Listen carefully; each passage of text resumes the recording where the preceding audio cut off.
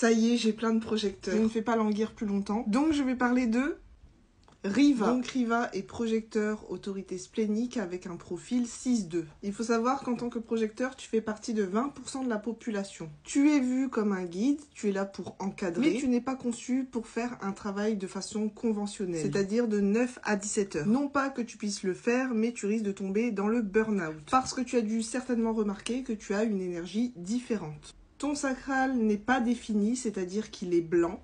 Et cela veut dire que tu n'as pas une énergie durable. Tu as une énergie bien différente. Tout ce que tu vois en blanc, ce sont des centres énergétiques qui vont te permettre de lire les autres. Ça te permet de scanner les autres, de détecter leurs mensonges. Cela dit, étant des centres blancs, tu peux recevoir énormément de pression et peut-être te poser beaucoup de questions autour de ton identité, de ta direction de vie. Pour protéger ton énergie, il suffit d'appliquer ta stratégie. Ta stratégie est d'attendre l'invitation et ou être reconnu. Car en tant que projecteur, tu veux être reconnu. Attendre l'invitation, c'est attendre qu'on te sollicite pour partager tes conseils, tes avis, tes opinions. Si tu partages un conseil sans qu'on te l'a demandé, ça risque d'être mal reçu. Parce que peut-être les gens ne sont pas prêts à entendre ce que tu as à dire. Et en plus de ça, ça va te créer de la friction, qui est l'amertume. L'amertume, c'est pas une mauvaise émotion, c'est un indicateur de mauvaise direction. Ensuite, toi, tu as une prise de décision qui est splénique, c'est-à-dire que tu vas prendre des décisions intuitives. Tu vas sentir tout de suite ou pas si c'est correct. C'est pas bon pour toi de dormir dessus.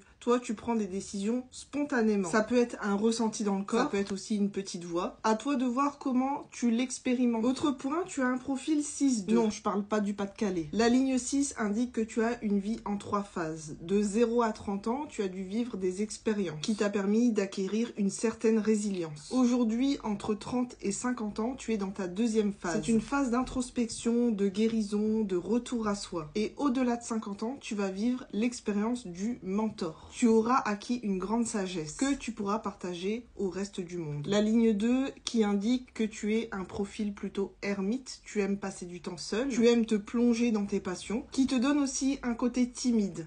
Et ce côté-là te rend séduisante. Cette ligne-là te permet d'être sélective dans tes relations. Et enfin, je vois dans ton soleil conscient, tu as la porte 45 en Mercure et en Vénus aussi. Cela indique que tu aimes rassembler les gens autour d'un même intérêt. Je t'invite à réfléchir sur quoi tu rassembles des gens. Si tu as aimé cette mini-lecture, n'hésite pas à mettre un like et me dire en commentaire ce que tu en as pensé.